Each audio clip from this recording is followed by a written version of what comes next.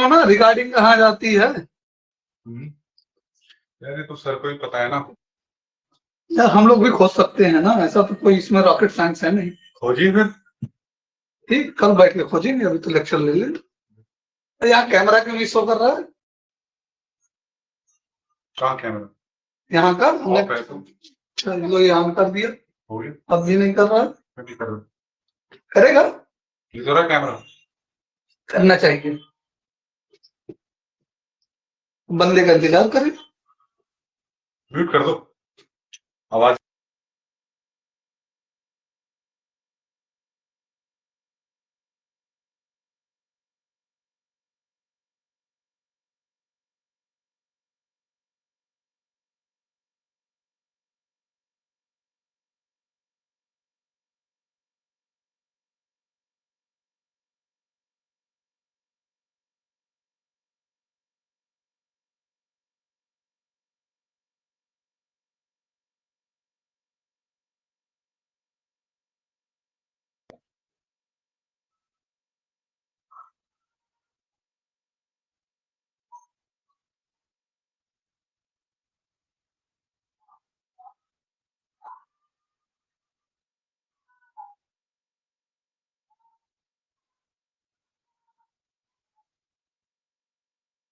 वाह।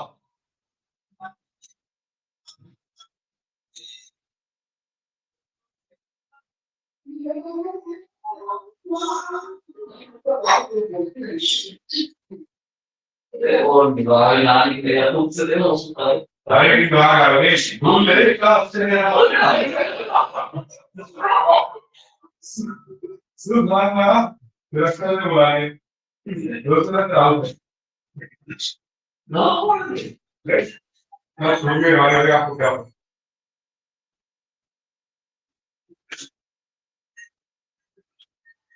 हमारे video lecture सुन करके लोग भाग जाए, आवाज सुन के।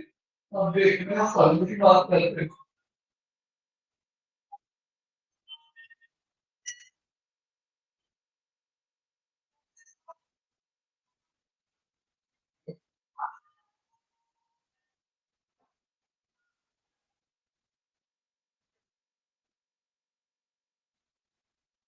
लेट होगा।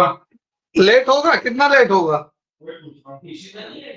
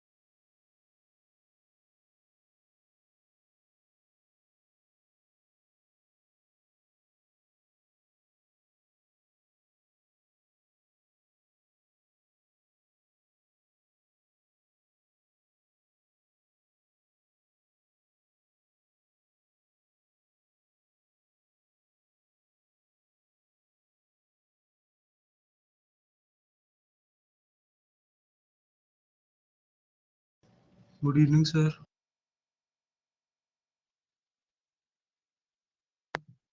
हेलो, आ गए बेटे? हाँ जी सर। हाँ, तो आज फंक्शन स्टार्ट करना ना बेटे? सर आप कल कह रहे थे कि रिलेशन का रिलेशन, थोड़ा बच गया है। हाँ रिलेशन का कुछ बचा था वो हम करवा लेते हैं। तो रिलेशन में इक्विवेलेंस तक कराया था, डोमेन, कोडोमेन एंड रेंज की बात करनी थी हमको, ठीक है? तो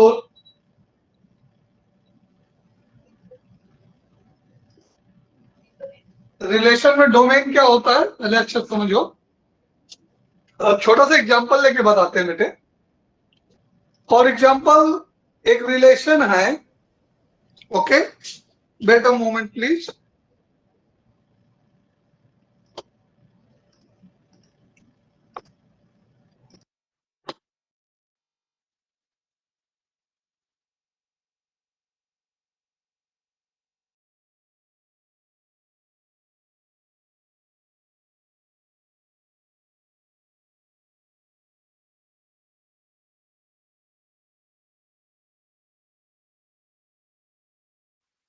अक्षर, हेलो,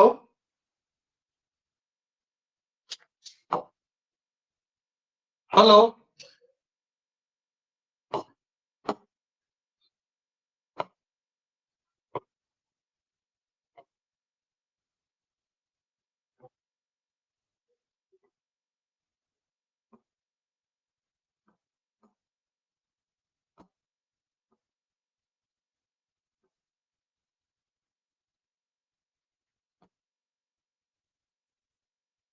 हेलो,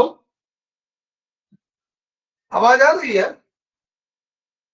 इसका ही प्रॉब्लम। ये सर आ गई आवाज, कट रही है हाँ बट। चलो, कट रही है। चलो एनीवे, हम डोमेन और कोडोमेन एंड रेंज की बात करते हैं। वैसे तो आर रिलेशन जो है A to A is a subset of A cross A, ये होता है, ठीक है? रिलेशन सेट ए से ए में क्या होता है? सबसेट ऑफ ए क्लास ए। पहले एग्जांपल लेकर के हम इसको एक्सप्लेन कर पाते हैं, ठीक है? तो ये हमारा जो है, लेट करते हैं ए इक्वल टू 1 2 3, 1 2 3, और आर इक्वल टू हम लेते हैं 1 2 कमा एंड 3 1, बस दो ही एलिमेंट का लेते हैं, ठीक बेटा? तो अभी देखो ध्यान से, इसका डोमेन क्या होगा? What is domain? इस ऑर्डर पेयर का फर्स्ट मेंबर जो भी होगा वो क्या होगा? डोमेन होगा। फर्स्ट मेंबर कौन कौन है? 1 कामा 3, ठीक है? क्लियर है ये पॉइंट? ऑर्डर पेयर का फर्स्ट मेंबर क्या कहलाएगा? डोमेन कहलाएगा। क्लियर? नेक्स्ट, रेंज क्या कहलाएगा? सर कैसे मतलब 1 ऑर्डर तो आप पेयर, पता चलेगा, 3 कैसे आएगी? ये भी तो फर्स्ट ही मेंबर है ऑर्डर पेयर का, और यहां 1 भी फर्स्ट मेंबर है। जितने भी अच्छा ऑर्डर हाँ, समझ पेयर गया, हैं, ठीक है। सारे ऑर्डर हाँ ठीक है पेयर ठीक के है, वो मेरे को। फर्स्ट मेंबर जो है वो क्या कहलाएंगे? और रेंज में क्या क्या आएगा? रेंज सेकंड मेंबर क्या कहलाएंगे? रेंज कहलाएंगे। या हम इसी सेट को लिख सकते हैं 1 कामा 2। यू नो, सेट में कोई प्रॉब्लम नहीं होती, किसी भी तरीके से लिखो, ठीक है? और कोडोमेन जो होगा, कोडोमेन, कोडोमेन जहां से रेंज आता है, रेंज कहां से उठ के आ रहा है? ए से आ रहा है। कोडोमेन पूरा का पूरा ए होगा। ये ध्यान से देखो, डोमेन ऑलवेज कहां से आता है? पहली बात सुनो हमारा, अभी फंक्शन में भी यही चीज काम आएगी। डोमेन इससे आता है, इस सेट से क्या आता है निकल के? डोमेन, और इस सेट से क्या निकल के आता है, रेंज। और रेंज जिस सेट से निकलता है उसी सेट को क्या कहते हैं, कोडोमेन कहते हैं। ठीक। अच्छा, यहां तो हम सेम सेट की बात कर रहे थे। अगर क्लास 11 की डेफिनेशन से देखो रेंज और डोमेन को, ठीक है, क्या कहां से देखें, क्लास 11 की डेफिनेशन से, तो रिलेशन क्या होता है, ए टू बी। ठीक। तो अगर एक सेट ए की वैल्यू हम लें, ऑफ कोर्स ये सबसेट होगा ए क्रॉस बी का, डेफिनेशन वही रहनी है, केवल ये बाद वाला जो ए है, सेकंड नंबर वाला ए, ये बी से रिप्लेस हो गया है। तो ए की वैल्यू हम लेते हैं 1 2 3, और बी की वैल्यू लेते हैं ए बी सी। ठीक। अब रिलेशन हम डिफाइन कर लेते हैं, 1b 1a 2b और 2c, बस 2b इतना ही लेते हैं। ओके। अब हमको बताओ डोमेन कितना है,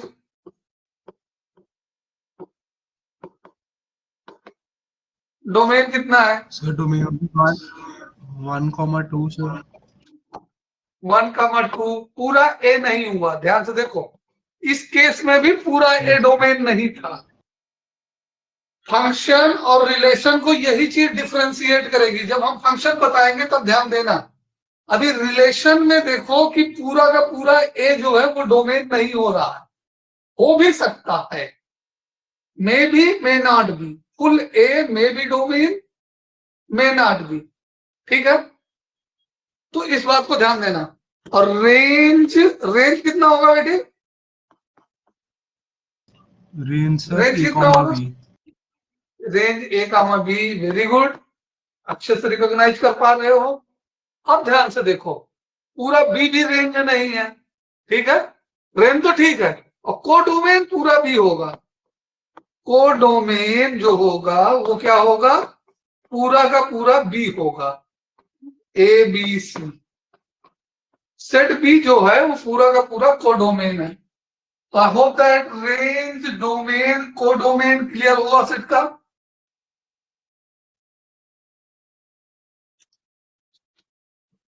अब बेटे कोई डाउट रह गया हो तो बताओ। No sir. क्लियर है, ऑलराइट। चलो नेक्स्ट हम आते हैं, डोमेन को डोमेन एंड रेंज हमने क्लियर कर दिया। नेक्स्ट हम पढ़ते हैं इक्विवेलेंस क्लास। क्या पढ़ते हैं, इक्विवेलेंस क्लास। ठीक है। अच्छा, यहां से डोमेन को डोमेन रेंज की डेफिनेशन को थोड़ा हम जनरलाइज करना चाहें, अभी हम प्रैक्टिकली लिखे थे, तो डोमेन की जनरल डेफिनेशन कैसे लिखेंगे, x comma y such that x comma y belongs in R। हाँ, थोड़ा सा गड़बड़ हो गया, देखो क्या गड़बड़ हो गया, x such that, हाँ, x such that x comma y belongs in R and for all x belongs in A and y belongs in B। ये जनरल डेफिनेशन है, ठीक है। और रिलेशन कैसे है, ए टू बी। ऑफकोर्स जब B की जगह ए टू ए हो जाएगा तो y बिलोंग्स ही नहीं होने लगे, ठीक है। और रेंज की डेफिनेशन क्या है, रेंज की डेफिनेशन क्या है, y such that x comma y belongs in R and x comma belongs in A and y belongs in B। ठीक, तो उन सारे एक्स का सेट जो एक्स कामा वाई, जिनके लिए एक्स कामा वाई बिलोंग करता हो आर में, वो क्या कहलाता है? डोमेन। एक्स को ही, एक्स पहला ही मेंबर तो है ऑर्डर पेयर का, और उन सारे वाई का सेट जिनके लिए एक्स कामा वाई बिलोंग करता है रिलेशन में, वाई दूसरा मेंबर है ऑर्डर पेयर का, एक्स हमारा ए सेट में बिलोंग करेगा, वाई हमारा बी सेट में। तो ये general definition of domain and codomain की है, सॉरी रेंज की है। और कोडोमेन जो होगा, कोडोमेन जो होगा वो पूरा का पूरा सेकंड वाला सेट, सॉरी सेकंड वाला सेट होगा बी, जो दूसरे नंबर पे सेट होगा वो एरो जिसकी तरफ होगी वो सेट क्या कहलाएगा? कोडोमेन कहलाएगा। आई होप दैट अब ये क्लियर हुआ होगा अच्छे से, जनरल डेफिनेशन से भी। इक्विवेलेंस क्लास, ठीक है, हम एक रिलेशन लिखना चाहते हैं। कल हमने एक इक्विवेलेंस रिलेशन लिखा था 1 2 3 में, याद है कल का इक्विवेलेंस रिलेशन? यस सर, उसमें जो तीनों अगर वो फंक्शन तीनों रिलेशन हो जाते, 1 1 2 2 और 3 3 3 3 एंड 1 2 2 1। क्या ये रिलेशन इक्विवेलेंस है? चेक करो, तीनों है।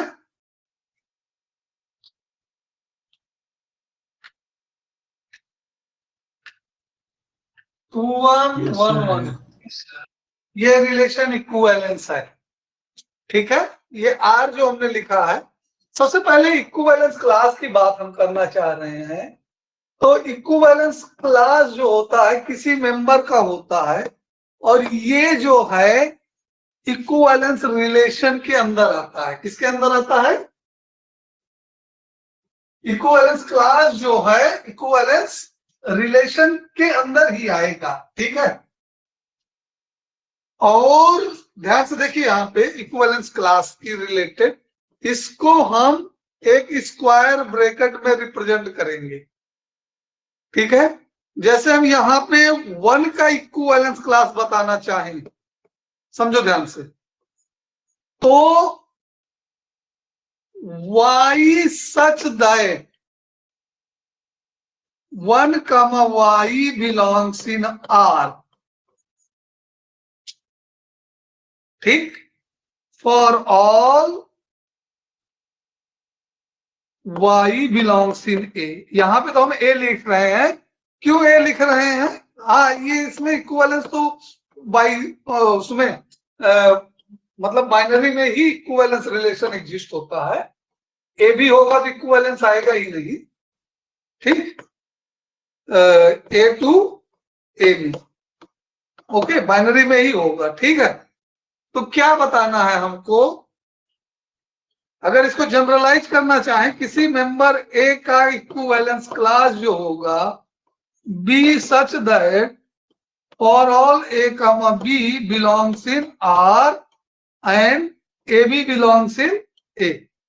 हमने 1 वहां जानबूझ के नहीं लिखा क्योंकि 1 ऑलरेडी बिलोंग कर रहा है ए में, ए बी बिलोंग्स इन, यहां पे जनरल डिफिनेशन लिखी है हमने, ठीक है। तो अब यहां पे ध्यान से देखो, 1 की हम इक्विवेलेंस क्लास लिखना चाहें, इसका मतलब क्या है? उन सारे मेंबर का सेट जो 1 से रिलेटेड हैं। तो इसकी इक्विवेलेंस क्लास क्या है? वो सारे मेंबर जो 1 से है, 1 1 रिफ्लेक्सिव है तो हर मेंबर अपने यहां से होगा 1 2। यस सर, तो इसकी क्लास कितनी हो गई?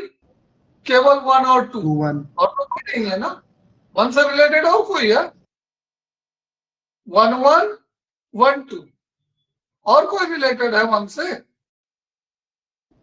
सर मेरा 2 1 भी तो लिखना पड़ेगा उसको रिफ्लेक्सिव करने के लिए। नहीं रिफ्लेक्सिव नहीं, कौन सा वो होता था रिएक्शन? और हाँ जो सॉरी ट्रांजिटिव सिमेट्रिक रिलेशन करनी टू वन नहीं लिखना पड़ेगा।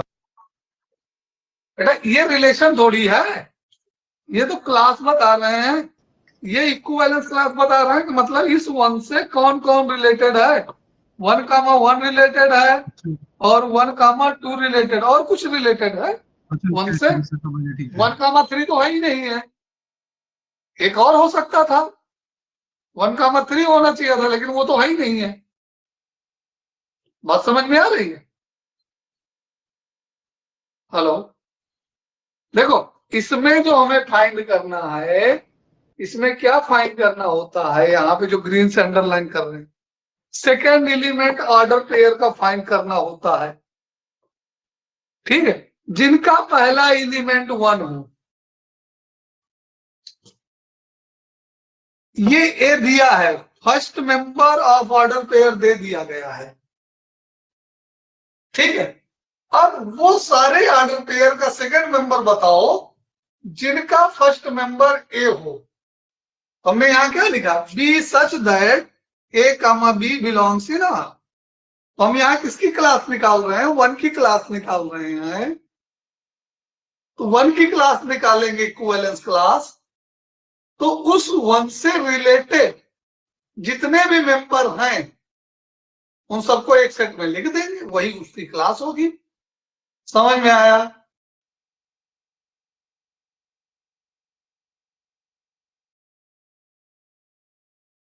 यस और नो?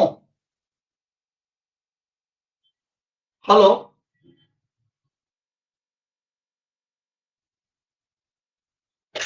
क्या ऑडिएबल है बेटे?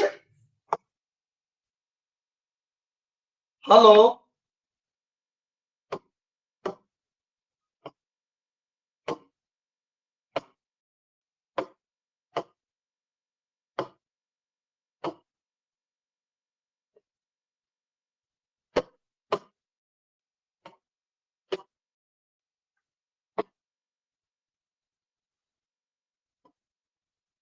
हेलो,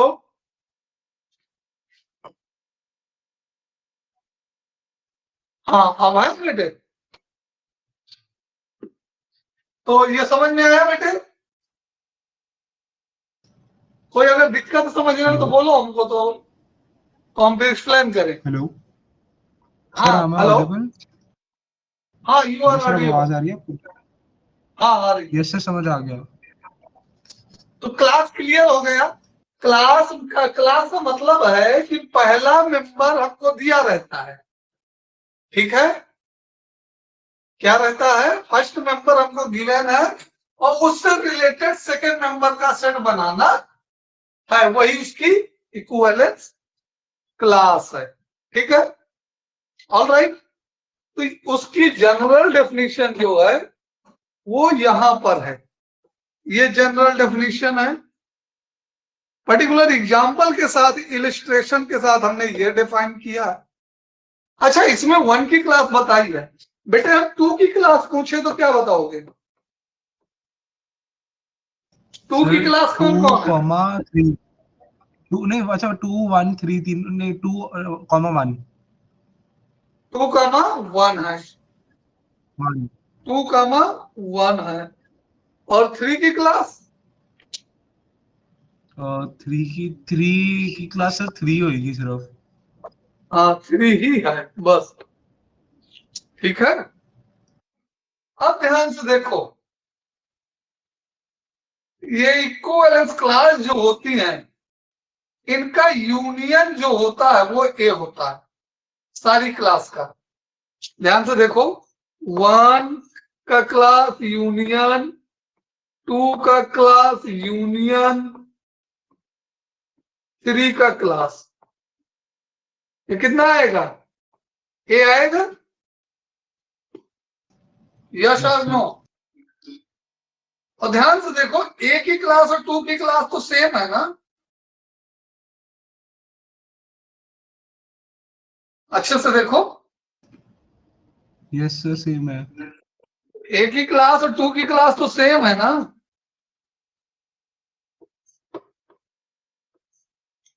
तो सर आवाज आ रही है या मेरी? तो, हेलो, ए हेलो और 2, हाँ ए और 2 की क्लास सेम है, ठीक है, ओके क्लियर है। और जी। इस तरह से हम देखें तो या तो ए आई जे equal to A J I, sorry, किसी भी नंबर की क्लास जो है या तो सेम आएगी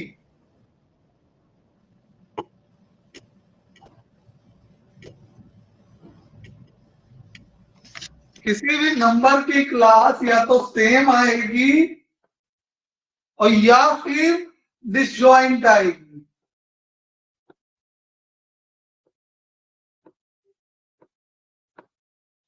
दो ही सिचुएशन हो सकते हैं, नल या सर वो स्क्रीन दिख नहीं रही है, वहां पे ना ब्लर हो गई थोड़ा। अच्छा अच्छा, फिर हम दूसरी जगह लिख देते हैं नए पेज पे। हम ये लिख रहे हैं बेटे कि अगर दो नंबर का क्लास हम निकाल रहे हैं तो या तो दोनों क्लास सेम है, ठीक, और या फिर दोनों क्लास का इंटरसेक्शन नल है, ठीक। यहां पर कुछ हमको डाउट सा लग रहा है, क्या रिलेशन इक्विवेलेंस है? 1 to 2 1 1 1 ट्रांजिटिव है, सिमेट्री है, 2 1 2 2 तो 2 1 है, 1 2 2 2 1 2 है, तो इक्विवेलेंस लग रहा है। ये इक्वल क्लास का हमने देखना पड़ेगा, ठीक है, कोई बात नहीं। तो ये जो है दो मेंबर की क्लास या तो नल सेट होंगे, डिसजॉइंट में डिवाइड करेंगे, या फिर दोनों भी सेम होंगे, ठीक है, यस और नो?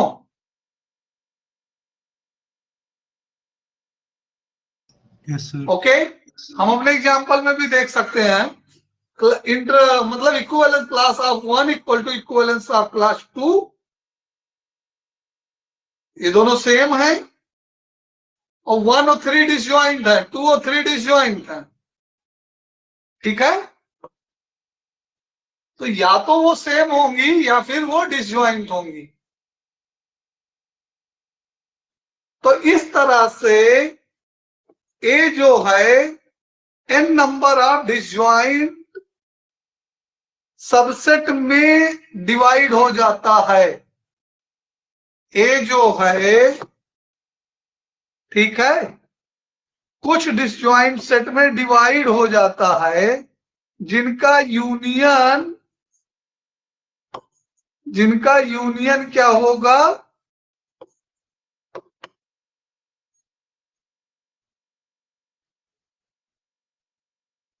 जिनका यूनियन ए ही आएगा, और वो सारे के सारे क्या होंगे? उन सबका इंटरसेक्शन क्या होगा? वो नल होगा। डिसजॉइंट सेट बोल रहे हैं हम, तो डिसजॉइंट सेट का मतलब इंटरसेक्शन नल, ठीक है। ये पॉइंट क्लियर हुआ? यस और नो? ठीक है, तो ये रिलेशन हमारा खत्म हो गया। तुम अगर बुक से एनसीईआरटी क्वेश्चन करना चाहते हो तो एनसीईआरटी कर रहे हैं, और या फिर अगर एग्जाम आइडियाज करना है तो फोटो खींच के भेजो, तो हम एग्जाम आइडिया करवा दें। सर पहले एनसीईआरटी से कर लेते हैं। चलो फिर एनसीईआरटी कर लेते हैं। एनसीईआरटी बुक खोल लो, हम भी फोन पे खोल लेते हैं। एनसीईआरटी तो हमारे फोन पे अवेलेबल है। एनसीईआरटी करना जरूरी है क्योंकि कॉन्सेप्ट क्लियर हो जाता है। बुक है ना तुम्हारे पास नई वाली? ये सर खोल ली। हाँ, अब हम यहाँ से क्वेश्चन रीड करेंगे तो हमारे साथ हो जाएगा, ठीक है।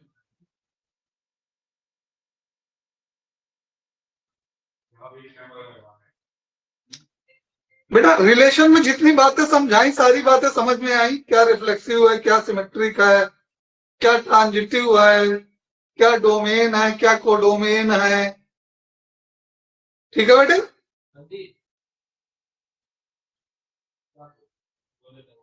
हाँ जी सर। चलिए ऑल राइट।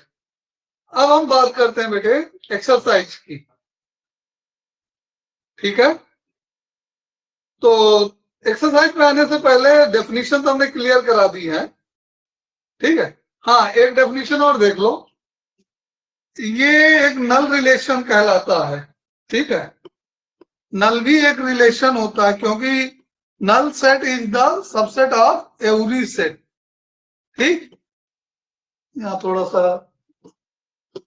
गड़बड़ लग गया है, यहाँ इक्वल लगना चाहिए और यहाँ पर सबसेट लगना चाहिए, सबसेट ऑफ एवरी सेट। तो ये नल रिलेशन है। ठीक, और एक रिलेशन होता है जो ए क्रॉस ए है, उसको हम यूनिवर्सल रिलेशन कहते हैं। क्या कहते हैं? यूनिवर्सल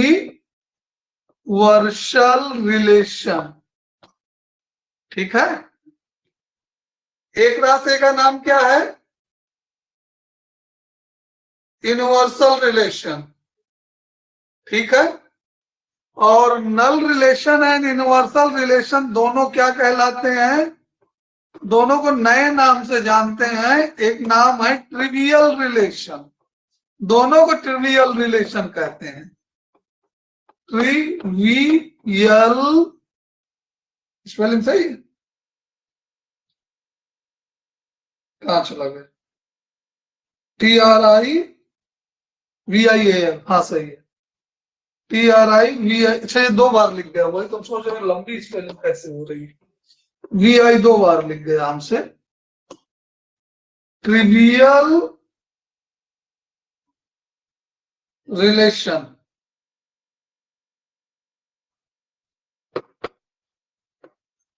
तो अगर कोई पूछे ट्रिवियल रिलेशन क्या है तो क्या जवाब दोगे? Null relation and universal relation are called trivial relation. Actual में ट्रिवियल की जो डिक्शनरी मीनिंग होती है, इसकी जो डिक्शनरी मीनिंग होती है वो होता है निग्लिजिबल, जिसका मतलब कुछ नहीं, तुच्छ। तिनका, अगर हिंदी में बात करें तो तिनका कण, घास का टुकड़ा जिसको हम बोलते हैं तिनका। ठीक है, इसकी डिक्शनरी मीनिंग वो है, मतलब कोई इंपॉर्टेंस ना हो, ट्रिवियल आदमी है। ठीक है, लेकिन मैथ में इस वर्ड का बहुत इंपॉर्टेंट है। ट्रिवियल मतलब कि जो विदाउट एफर्ट आ जाए। बात हमें समझ रहे हैं? ट्रिवियल का मतलब क्या है? जो चीज हमें विदाउट एफर्ट, विदाउट थिंकिंग मिल जाए, उसको मैथ में ट्रिवियल कहते हैं। तो भाई नल सेट है तो एक को नल बना दो, चाहे ए को नल बना दो चाहे बी को बना दो। अगर R is subset of A cross B है, तो हमको नल सेट, नल रिलेशन लिखना है, तो क्या करेंगे? या तो हम ए को नल ले लें और या फिर बी को नल ले लें। बी को नल ले लें, दो में किसी एक को नल ले लें, तो ये हमारा ए क्रॉस बी भी जो है वो क्या हो जाएगा? नल हो जाएगा। बात समझ में आई? ए क्रॉस बी का नल होने का मतलब क्या है? या तो ए नल होगा या फिर बी नल होगा। ठीक, तो इसमें तो कोई मेहनत करनी नहीं पड़ी हमको, क्योंकि कोई मेंबर ही नहीं है तो कोई रिलेशन ही नहीं बनाना पड़ा, विदाउट एफर्ट आ गया। और यूनिवर्सल में विदाउट थिंकिंग आ गया। भाई हमको मालूम है ना सारे मेंबर लेने हैं, किसी के बारे में कुछ सोचना ही नहीं है। हाँ, यस और नो? Yes sir. तो ट्रिवियल की मीनिंग क्या है? Without effort, without thinking. Clear for your point? Next thing ये जानो कि A cross R equal to A cross A में ये जो यूनिवर्सल रिलेशन होता है ये ऑलवेज इक्विवेलेंस होता है। यूनिवर्सल रिलेशन ऑलवेज इक्विवेलेंस होता है। ठीक है, यूनिवर्सल रिलेशन क्या होगा? ऑलवेज इक्विवेलेंस होगा। ठीक, ये 2 पॉइंट बता दिए हमने। ठीक, अब आगे बात करते हैं। एग्जाम्पल नंबर 1 को देखते हैं हम अच्छे से। Let A be the set of the student of boys of a school set A क्या है? Student of boys, boy student of school, boy student of school. Set A क्या है? Boy student of school. A relation R is given by, relation की definition कैसे दे रहा? A comma B such that A is sister of B, A is sister of B. अब बताओ ध्यान से, ये किस टाइप का रिलेशन होगा?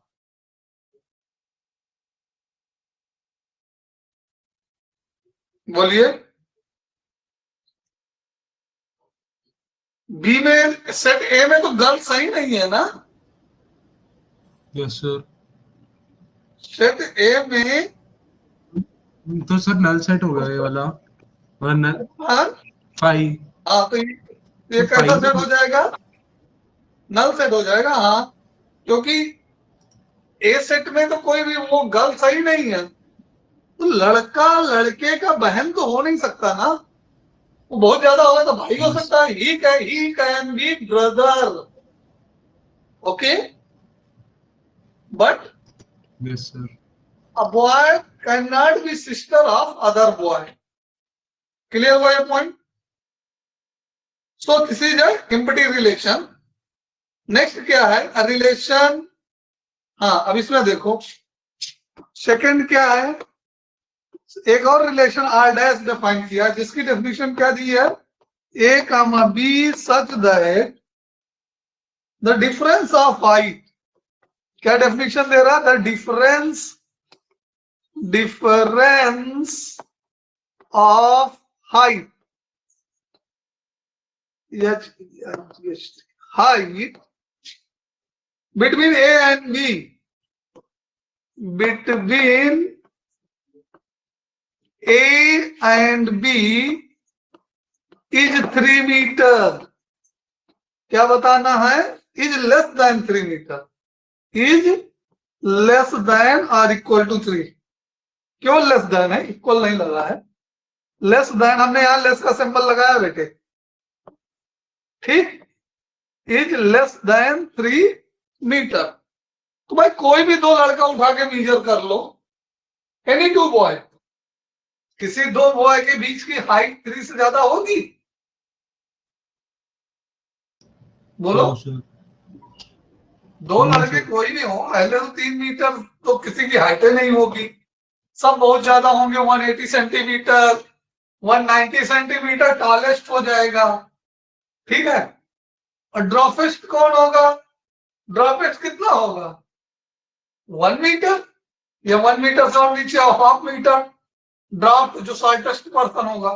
और कम करोगे तो भाई तू वो नहीं क्रॉस कर रहा है, 0 ये नहीं हो रहा है, तो सारा डिफरेंस क्या हुआ? दोनों को घटाओगे, सब्सट्रैक्ट करोगे, तो ये ऑलवेज क्या है?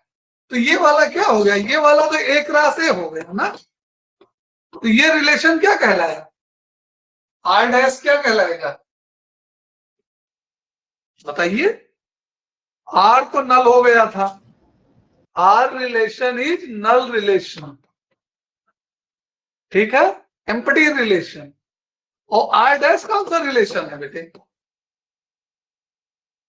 जो कंप्लीट सेट वाले वो बोलते हैं, उस टर्म को मैं भूल गया, मतलब वो फुल रिलेशन जो होता है वो हो गया ये। यस सर, ये देखो यूनिवर्सल रिलेशन, ठीक है? अंडरस्टूड? यस एक क्रॉस है, कौन सा रिलेशन है? हाँ, है तो दोनों ट्रिवियल, बट एक क्रॉस का नाम क्या है? Universal. R and R dash दोनों ट्रिवियल हैं, but R is null and R dash is. और मैथमेटिक्स में ट्रिवियल का मतलब है कोई चीज हमको विदाउट एफर्ट मिल जाए, ठीक है? Okay sir. क्लियर हुआ? एग्जाम्पल नंबर 2 की ओर आगे बढ़े। इसके रिमार्क थोड़ा रीड कर लेते हैं और एक्सप्लेन करने की कोशिश करते हैं। ये क्या बोला है, in class 11 we have seen that two relation, मतलब क्लास 11 की चीजें बताई है हमने, जगह जगह पे रिलेशन पढ़ाते वक्त क्लास 11 का डिस्कशन किया है प्लेस टू प्लेस, और वहां पे इंडिकेट भी किया है कहां पे हम क्लास 11 में कौन सा पढ़ते थे, R such that A to B पढ़ते थे। लेकिन क्लास 12 में क्या पढ़ रहे हैं, R such that A to A पढ़ रहे हैं, मतलब क्लास 12 में बाइनरी पढ़ रहे हैं, क्लास 11 में दो डिफरेंस सेट के में पढ़ते थे। ठीक, वही डिस्कशन कर रहा है। Two ways of representing relation namely roster method and set builder method. ठीक है, किसी रिलेशन को हम रोस्टर और शेड बिल्डर दोनों में रिप्रेजेंट कर सकते हैं। ठीक है, तो यहां पे एक रिलेशन और डिफाइन कर रहा है, ए इक्वल टू क्या गिवन है, ध्यान से देखो 1 2 3 4 दिया है, ऑलराइट। एंड रिलेशन कैसे डिफाइन किया है, रोस्टर मेथड में डिफाइन किया है, सॉरी हाँ ये रोस्टर में सेट बिल्डर फॉर्म में डिफाइन किया है। किसमें डिफाइन किया है, सेट बिल्डर फॉर्म में, R equal to A comma B, ये सेट बिल्डर फॉर्म में है, इसको रोस्टर में लिखना है, such that B equal to A plus 1 for all A B belongs in A. ठीक है, क्योंकि R such that A to A हम पढ़ रहे हैं। ठीक, समझ में आया? Yes sir. तो हम इस रिलेशन को शेड बिल्डर लिख सकते हैं, सॉरी शेड बिल्डर में है, रोस्टर में लिख सकते हैं। सेट मालूम है ना, सेट दो तरीके से लिखा जाता है, एक शेड बिल्डर एक रोस्टर। शेड बिल्डर में क्या होता है, उसमें उसकी प्रॉपर्टी होती है, और रोस्टर में क्या होता है, उसके ईच मेंबर लिखे जाते हैं सेट के। ठीक है, तो इसको हमें बता पाओगे क्या लिखूं मैं, ए की वैल्यू लो, उसमें 1 ऐड करो, बी की वैल्यू मिल जाएगी, और ऑर्डर पेयर लिखो, तो ए की वैल्यू 1 लेंगे। हाँ नेक्स्ट 1, 2, 2, 3, 2, 3, 3, 1 से आउटपुट मिलेगा, पहले 1 से सारे बना लो, नहीं 1 से तो बस एक ही मिलेगा ना, 1 में 1 ऐड करेंगे तो 1, 2 में 3, और 3 से 4, 3 से 4, और 4 से नहीं मिलेगा, 4 से 5 आएगा, लेकिन अब 5 डज नॉट बिलोंग, 4 से क्या आएगा 5 आएगा, but 5 does not belongs in ए, तो वो लिया नहीं जाएगा। ठीक है, तो ये 3 मेंबर हैं। आर में कितने मेंबर हैं बेटे, 3 मेंबर हैं। ठीक है, ओके, हमने बाकी की सारी बातें बता दी है की। Also we express as A comma B, A comma R B, ये बता दिया था पहले ही, मतलब 1 कामा 2 ऐसे रिप्रेजेंट करेंगे, और इसको रीड करेंगे 1 इज रिलेटेड टू 2, यही रीड करेंगे ना बेटे, 1 is related to 2, R is A is related to B, तो ये बात बताइए इसमें, if and only if B equal to A plus 1 by many authors, मतलब कुछ और लेखक हैं जो वो उसको ऐसे लिखते हैं, ये रिमार्क में बताया है। ठीक, नेक्स्ट क्या कहना चाह रहा है, बाकी का सब कुछ पढ़ लेना, इक्विवेलेंस रिलेशन के बारे में कुछ बोल रहा है, इंपॉर्टेंट हो तो समझा देते हैं।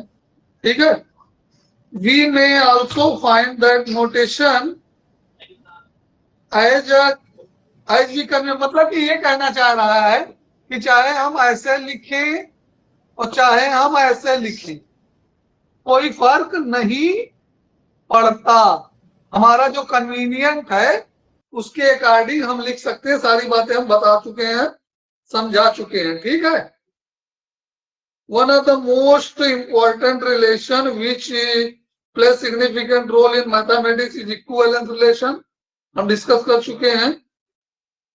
ठीक है, the study of equivalence relation first consider 3 type of relation. अच्छा, इक्विवेलेंस रिलेशन से पहले रिफ्लेक्सिव, सिमेट्रिक, ट्रांजिटिव ये सब पढ़ाएगा, सारा डिस्कस कर चुके हैं। ठीक है, अब हम सब छोड़ छाड़ के आगे बढ़ते हैं। ठीक, एग्जाम्पल देखते हैं। ठीक, एग्जाम्पल 2 में क्या एक्सप्लेन करना चाह रहा है ये? एग्जाम्पल 2 में क्या है क्वेश्चन? सिमेट्रिक को बताएगा कि रिफ्लेक्सिव को बताएगा? अच्छा, इसने डायरेक्ट इक्विवेलेंस ले लिया। T is the triangle set of all triangle. T जो है क्या है? एक सेट है जिसमें all triangle in a plane, all triangle in a plane, एक प्लेन में जितने भी ट्राइंगल हैं वो सारे ले लिए गए हैं। जैसा कि हमारे पास ये जो प्लेन है, इसमें ढेर सारे ट्राइंगल बना लो, ऐसे ऐसे कितने भी ट्राइंगल बना लो। ठीक, ओके, ऐसे ट्राइंगल ढेर सारे बना लो। एक प्लेन में ढेर सारे ट्राइंगल बने, उनका सेट है ये T. Alright, T is a set of all triangle in a plane. और रिलेशन कैसे डिफाइन किया है? रिलेशन डिफाइन किया है R equal to T1 comma T2, T1 comma T2 such that T1 congruent T2। Congruent याद है? कौन सी class में पढ़े थे हम लोग?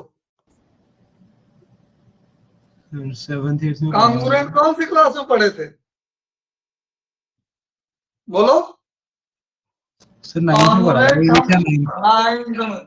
नाइन्थ में पढ़े थे, तो उनकी प्रॉपर्टी हमको याद होनी चाहिए। ठीक है, कौन कौन से टाइप के कांग्रुएंट होते हैं? पहला congruency SAS, triple S, SAS, triple S और एएसए, एएसए, हाँ एएसए। और राइट एंगल वाला आरएसए होता है, शायद से आरएसए भी होता है, right angle grade. Yes, well done, आपको याद है, बहुत अच्छी बात भाई। हम तो भूल भाल गए, 9th में बहुत दिन से नहीं पढ़ाए। ठीक है, और आरएचएस हो गया। और नेक्स्ट कौन सा बच रहा है? एएएस है। ठीक है, ये 5 ट्राइंगल हैं, 5 टाइप की कांग्रुएंसी हम लोग पढ़ रखी थी। अब ध्यान से देखो, अगर 2 ट्राइंगल, हर ट्राइंगल अपने आप का कांग्रुएंट होता है, every triangle congruent to itself, yes or no? Yes, sir. Every triangle is congruent to itself, therefore it is reflexive. मतलब T1 comma T2, T1 is related to T1, therefore R is reflexive. क्या लिखेंगे?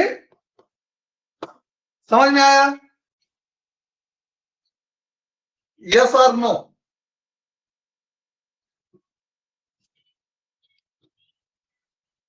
Hello,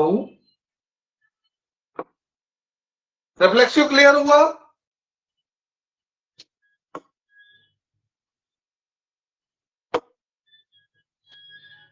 hello, आवाज आ रही है? Hello, हाँ जी sir, sorry unmute करना भूल गया था।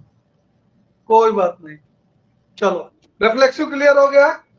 अब ट्राइंगल 1 सिमिलर टू ट्राइंगल 2, इसका मतलब क्या है?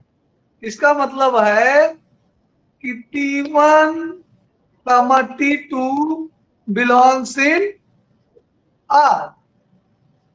अगर T1 कांगुरेंट T2 है तो T2 कांगुरेंट T1 भी हो सकता है ना? हम ऐसे भी तो लिख सकते हैं। और इसका Yes, मतलब sir. क्या हुआ? इसका मतलब क्या हुआ? T2 कामा T1 अगर आपस में बदल जाए तो वो क्या होता है? उस रिलेशन को किस नाम से जानते हैं? Reflexive, sorry symmetric. Therefore R is symmetric. R कैसा हुआ? सिमेट्रिक भी हुआ। ठीक है, और तीसरा T1 congruent T2, T2 congruent T3। ठीक है, इसका मतलब क्या हुआ? T1 comma T2 belongs in R। इसका मतलब क्या हुआ? T2 comma T3 belongs in R। ये दो हैं। अब कॉन्ग्रुएंसी की मीनिंग क्या होती है वो हमको बता दो पहले। हेलो, सर जैसे मतलब उसको कैसे रेशियो में होता है ना, जैसे वैसे ही मतलब कि इक्वल। हाँ, सेम समझाइए। Dimension, same size, same size. Congruency की मीनिंग क्या है बेटे? कॉन्ग्रुएंसी की मीनिंग क्या है? Same dimension, same shape, same size, same shape, same size. खैर, तो शेप तो दोनों का ट्राइंगल है ही है। शेप की तो बात ही खत्म है, शेप तो एलिमिनेट हो गया। साइज की बात, जो साइज T1 का है वही T2 का है, और जो साइज T2 का है वही साइज T3 का है। तो क्या T1 T3 के साइज सेम होंगे? क्या T1 T3 के साइज सेम होंगे? तो यस, जरूरी नहीं होंगे। है साइज सेम होना। देखो, अगर क्यों? T1 1 2 3 T1 है और T2 हमारा कितना है? 2 3 1 है, तो ये कॉन्ग्रुएंट है कि नहीं है? बोलो, एसएसएस कॉन्ग्रुएंसी से कॉन्ग्रुएंट हुए कि नहीं हुए? Yes sir. एसएस कॉन्ग्रुएंसी से कॉन्ग्रुएंट हुए। अब देखो, ये T1 है, ये T2 है, ठीक। और हम T2 को तो ऐसे लिख ले रहे हैं 2 3 1, ये T2 है, और T3 बना रहा हूं मैं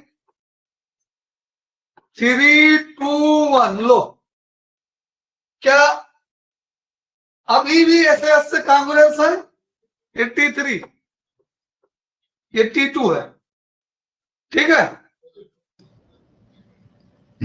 T2 T3 कॉन्ग्रुएंट है। Yes sir, congruent. तो यस सर। तो क्या T1 T3 भी कॉन्ग्रुएंट है? इसको देखो अब अच्छे से, T1 और T3 को देखो भाई। यस सर, ऐसे कॉन्ग्रुएंट है।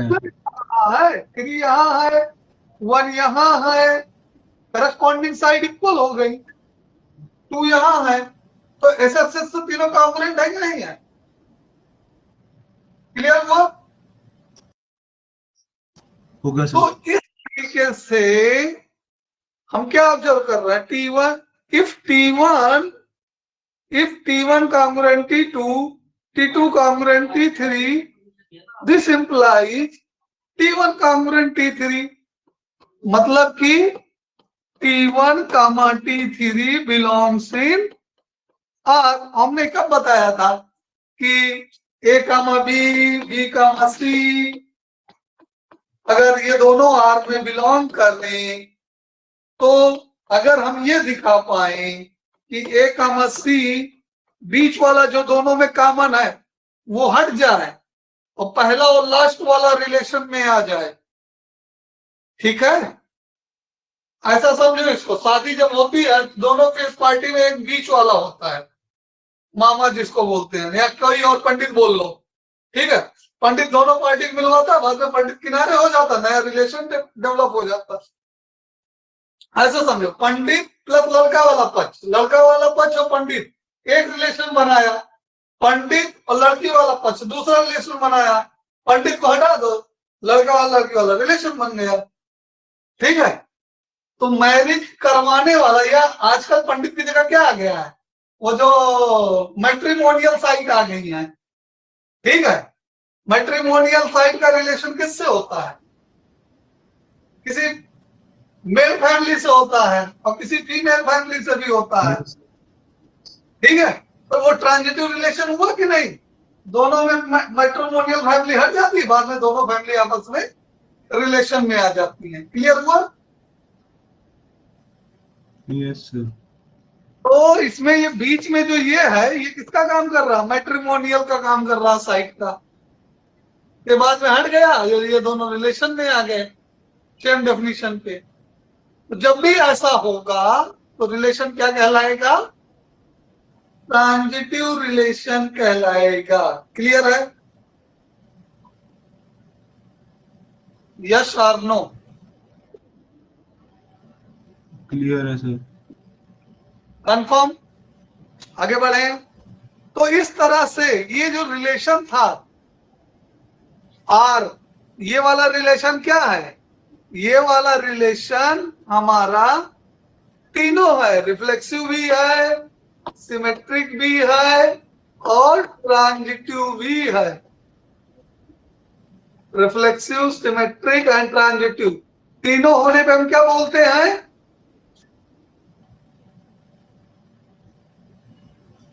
इक्विवेलेंस रिलेशन बोलते हैं। तो ये क्या हो गया हमारा? दिस इज है इक्विवेलेंस रिलेशन। क्लियर हुआ पॉइंट?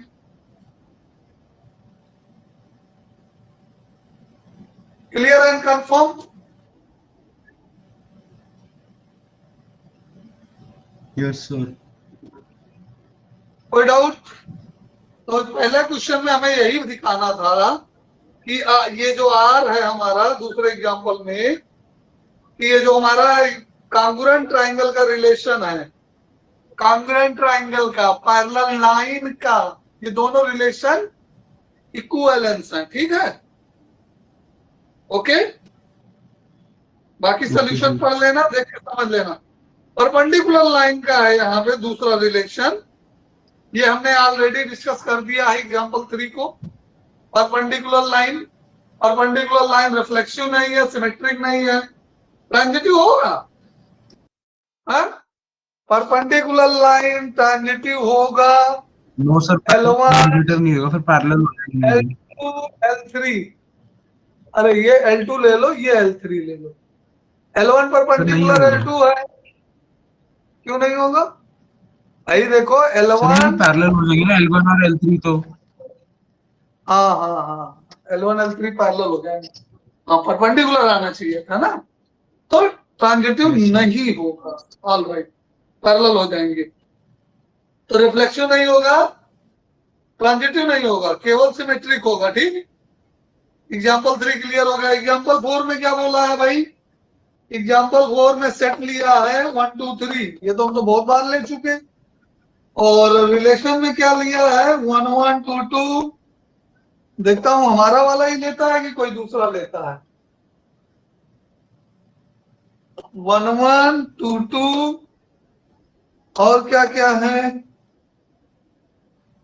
3 3 3 3 1 2 और 2 3। अब बताओ हमको, अब बताओ क्या क्या है ये रिलेशन? बोलो, कैसे कैसे बोलोगे? ये रिलेशन क्या क्या हो सकता है? पहला रिफ्लेक्सिव है। रिफ्लेक्सिव है। कैसे है? कैसे है? क्योंकि सारे हैं, 1 1 भी है, 2 2 भी है, 3 है, फॉर ऑल ए है, for all A belongs in ए, सभी के लिए है। ठीक है? रिफ्लेक्सिव है, ऐसे है रिफ्लेक्सिव। ठीक है? कैसे है? फॉर ऑल है, इसलिए ऐसे रिफ्लेक्सिव है। और next symmetric. Symmetric yes sir है। क्यों है सर? 1 1 भी 2 2 भी अपने आप से सिमेट्रिक है ना। हाँ, और सबका चेक करो, सारे के लिए देखना। 1 2 पर फिर अच्छा 1 2 के लिए नहीं है, 2 1 नहीं है और 3 2 नहीं है, 2 1 नहीं है, 3 2 नहीं है, तो वो सिमेट्रिक नहीं है। It is reflexive. Okay. Reflexive है, नॉट सिमेट्रिक, ट्रांजिटिव नहीं है, नॉट सिमेट्रिक, ट्रांजिटिव चेक करो क्यों नहीं है? नहीं है। 1 2 2 3 1 3 नहीं है। हाँ, 1 2 2 3 1 3 आना चाहिए था। 1 2 2 3 और ये दोनों कट जाने चाहिए थे। मैट्रिमोनियल वाला हट जाना चाहिए था, पंडित जी को हट जाना चाहिए था, और 1 3 की शादी हो जानी चाहिए थी, मतलब कि रिलेटेड हो जानी चाहिए थे 1 3 को। तो ये हमारा क्या है? ये नहीं है, 1 3 नहीं हुए, रिलेशन नहीं बन पाया, ठीक है। तो नॉट ट्रांजिटिव, नॉट, कंफर्म हो रहा रिलेशन बेटा? हाँ जी सर। रिलेशन हो रहा है बेटे, कोई दिक्कत तो नहीं आ रहा? ट्रांजिटिव, समझ में आ रहा रिलेशन अच्छे से? यस क्लियर है? तो हमने ये सारी बातें बता दी। ये सब आपको प्रॉपर लिखना पड़ेगा। नॉट ट्रांजिटिव के लिए क्या लिखोगे? 1, 3 does not belongs in are. और नॉट सिमेट्रिक के लिए क्या लिखोगे? 2, 1 does not belongs in are. देखिए ध्यान से, पहले एक बात हम बताने वाले हैं, किसी भी रिलेशन को एग्जिस्ट करने या होल्ड करने के लिए फॉर ऑल जरूरी है, फॉर ऑल मेंबर। लेकिन किसी भी रिलेशन को नॉट होल्ड करने के लिए, नॉट एग्जिस्ट करने के लिए कोई एक फेल्यूर एग्जाम्पल एनफ है। जैसे कि हमने 2 1 दिखा दिया, हमको 3 2 दिखाने की अब जरूरत ही नहीं है, हमने 1 3 दिखा दिया, ठीक है, हमने 1 3 दिखा दिया, अब हमको दूसरा एग्जाम्पल दिखाने की जरूरत ही नहीं है। बात समझ में आई? 2 3, जैसे यहां पे 2 3 2 2 2 3 2 2, ये तो हो जाएगा 2 3, तो 2 2 हट जाएगा, 2 3 हो जाएगा, ये तो हो जाएगा है, ठीक है।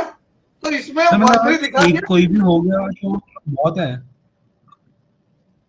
हाँ, एक मिल जाए बस लेना फंगाट के लिए। ऐसा ऐसे समझो, जैसे बरानी तुमको पास करना है 12th, तो सारे सब्जेक्ट में पास होना कंपलसरी है। तो अगर फेल होना है तो किसी एक सब्जेक्ट में फेल हो जाओ। वैसे हमारा रिलेशन है, किसी रिलेशन के होल्ड करने के, एग्जिस्ट करने के लिए, सक्सेसफुल होने के लिए क्या होना चाहिए?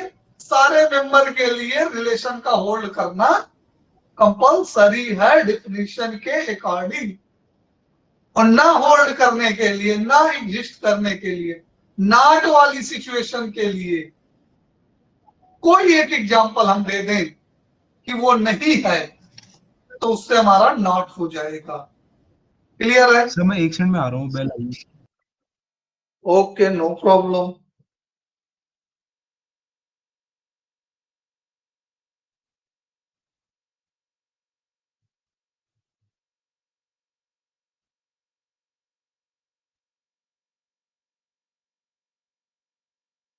यस सर, क्लियर हो गया वो।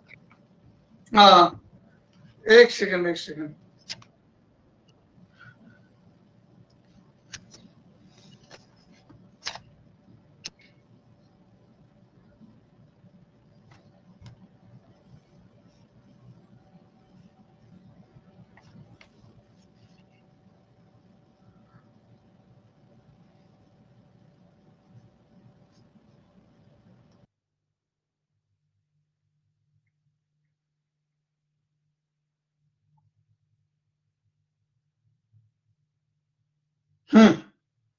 सो नाउ, तो ये हमारा रिलेशन होता है, क्लियर हो रहा होगा एग्जाम्पल के साथ, ठीक है। एग्जाम्पल 4 भी हो गया।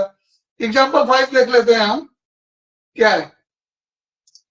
Set of integer a minus is divisible by 2। Z क्या है? सेट ऑफ इंटीजर है। और रिलेशन क्या है? आर कहां से है?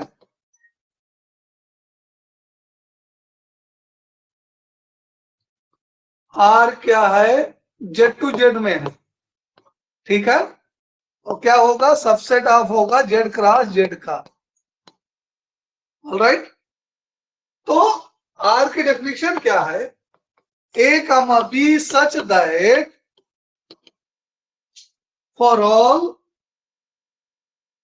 2 divides A minus B, 2 divides A minus B. अब इसको चेक करो, क्या है ये रिलेशन? ये रिलेशन रिफ्लेक्सिव होगा बेटा। ये रिलेशन रिफ्लेक्सिव होगा, इसको मैं सिस्टमेटिक करके देता हूं, ऐसे ही बोर्ड में एग्जाम में करना होगा। पहले चेक करेंगे रिफ्लेक्सिविटी, रिफ्लेक्सिविटी, चाहे रिफ्लेक्सिविटी लिखो चाहे रिफ्लेक्सिव रिलेशन लिखो, दोनों एक बात है। For all A belongs in Z, since A minus A equal to क्या होता है 0 and 0 divided by 2 equal to 0, 0 तो हमेशा 2 से डिवाइड हो जाता है, ठीक है बेटे। Therefore a minus a is divisible by 2 is divisible by 2, okay, divisible by 2. Therefore R is reflexive। समझ में आया बेटे? हेलो, इस क्वेश्चन का रिफ्लेक्सिव क्लियर है? कोई डाउट? ऐसे ही एग्जाम में लिखना है, ठीक। इसका सिमेट्रीनेस देखो। सर इसमें फोटो क्लिक कर लेता हूँ उसकी। हाँ कर लो।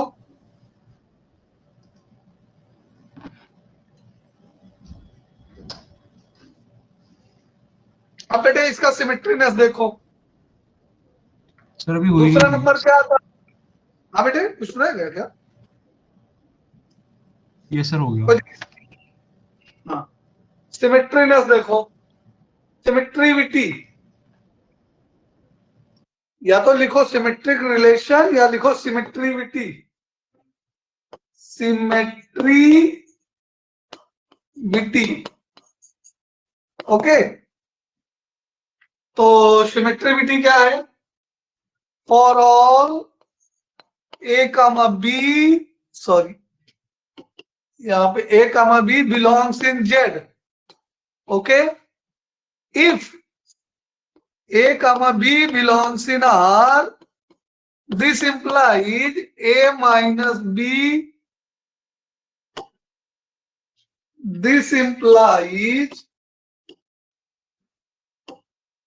A minus B is divisible by 2, is divisible by 2। चाहे लिखो 2 डिवाइड्स A माइनस B, चाहे ऐसे लिखो 2 डिवाइड्स A माइनस B, और चाहे ऊपर वाला सेंटेंस लिखो, दो में से कोई एक चूज कर लेना है, ठीक है। तो 2 डिवाइड्स A माइनस बी, इसका मतलब क्या हुआ? A minus B equal to 2K, एक कोई कांस्टेंट आएगा। हाँ, अगर इसको हम ऐसे लिखें, दिस इंप्लाइज क्या ऐसे लिख सकते हैं B minus A equal to 2 into minus K. भाई क्या दिक्कत है? डिवाइड तो हो ही जाएगा ना, निगेटिव क्वोशंट आएगा। एग्जांपल देखो, 12 माइनस 10 इक्वल टू 2 और डिवाइड 2 1 आ गया। और अगर हम इसी को 10 माइनस 12 लिखेंगे तो minus 2 divide 2 equal to minus 1 आ गया। क्या दिक्कत है? यहां पे लिखेंगे 12 रिलेटेड टू 10 और यहां पे लिखेंगे 10 रिलेटेड टू 12, ठीक है। समझ में आया? इसका मतलब क्या हुआ? ये जो यहाँ पे लास्ट में है, इसका मतलब ये वाला जो डेफिनेशन है, इसका मतलब क्या हुआ? इसका मतलब है कि B comma A belongs in R। हमने क्या लेके चला था? हमने लेके चला था A comma B belongs in R if के साथ, और फाइनली रिजल्ट में हमने क्या दिखा दिया कि B comma A belongs in R। This implies R is symmetric, मतलब कि हमारा रिलेशन जो है वो क्या है? सिमेट्रिक है, okay clear? Hello, Yes, sir.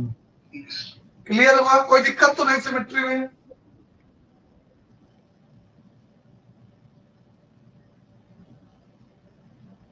बेटा कोई दिक्कत तो नहीं सिमेट्री में? No, sir. तो नेक्स्ट क्या बचा हमारे पास? ट्रांजिटिविटी। ट्रांजिटिविटी, चाहे ट्रांजिटिविटी लिखो या फिर ट्रांजिटिव रिलेशन लिख सकते हो। तो इसके लिए क्या लेना? For all ABC belongs in Z. Set हमारा इंटीजर का है, इसलिए हम क्या लिखेंगे? For all ABC belongs in Z. Okay, if A comma B belongs in R, this implies, इसका मतलब क्या हुआ? A minus B equals to 2K। ठीक है, यस और नो? बोलो ये स्टेप में। Yes, sir. क्लियर है? 2 से अगर A comma B डिवाइड करता तो कोई नंबर क्वोशेंट आएगा, उस क्वोशेंट को हमने K मान लिया। इसको ऐसे समझो, A minus B upon 2 equal to K। तो क्रॉस मल्टीप्लाई कर दिया तो क्या लिख दिया मैंने?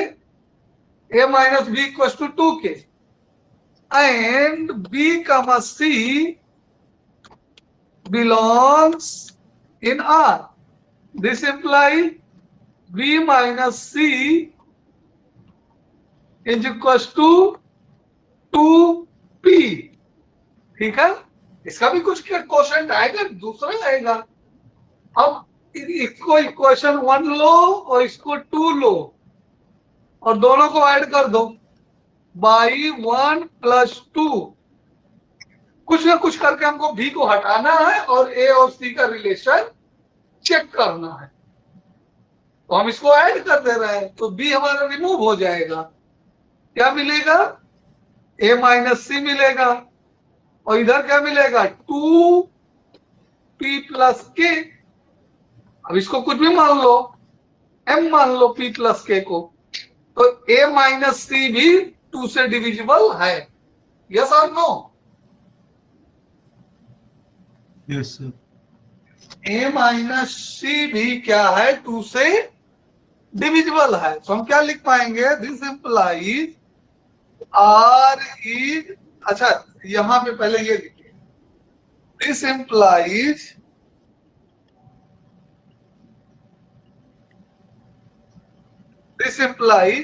a comma c belongs in R।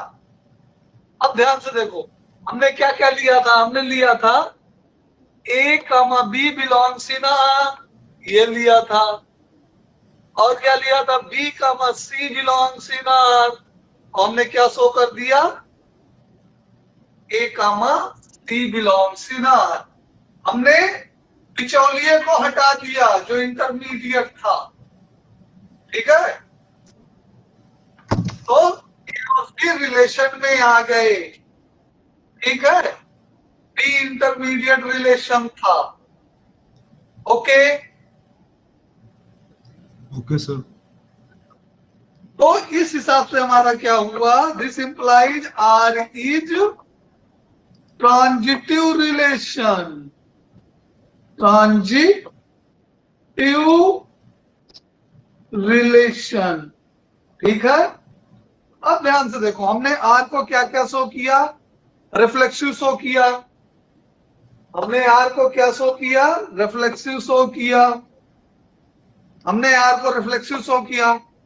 हमने आर को सिमेट्रिक शो किया।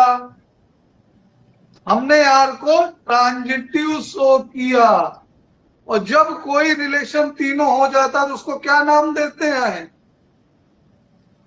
बोलो बेटे। Equivalence. इक्विवेलेंस। तो एक स्टेटमेंट और लिखेंगे, since R is reflexive comma symmetric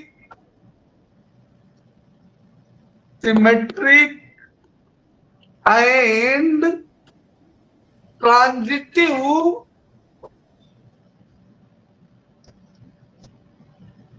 therefore R is equivalence relation. Equivalence relation. ठीक है, समझ में आया? कोई दिक्कत तो नहीं किसी स्टेप में? नो तो सर। अगर कोई भी इक्विवेलेंस का क्वेश्चन आएगा तो आपको इसी तरह से शो करना है तीनों। पहले हेडिंग डाल के रिफ्लेक्सिव शो करोगे, फिर सिमेट्रिक का हेडिंग डाल के सिमेट्रिक रिलेशन शो करोगे, और फिर ट्रांजिटिव का हेडिंग डाल के ट्रांजिटिव रिलेशन शो करोगे, और फाइनली शो करोगे कि इट इज इक्विवेलेंस। ठीक है, कोई दिक्कत? और ये क्वेश्चन अगर पूरा फुल मार्क्स में आएगा तो 3 मार्क्स या 5 मार्क्स में लॉन्ग आंसर का फुल क्वेश्चन आएगा। ठीक है, ओके। तो आज का लेक्चर यहीं पे एंड करें हम। Okay sir. कल का लेक्चर और रिलेशन पे चलेगा, कल एक्सरसाइज भी खत्म हो जाएगी, एग्जाम्पल भी कर। एक्सरसाइज इतना समझ में आया तो कुछ अपने मन से भी करके आइएगा। ठीक है, ओके सर। तो डाउट हम क्लियर करा देंगे। कुछ 2-1 पॉइंट और बचे हैं, उनको भी एक्सप्लेन करके कल ही एक्सरसाइज खत्म कर देंगे और कल ही फंक्शन भी स्टार्ट कर लेंगे। ठीक है, ओके सर। तो मीटिंग एंड कराएं। हाँ जी sir, okay, thank you, good night. Good night बेटे।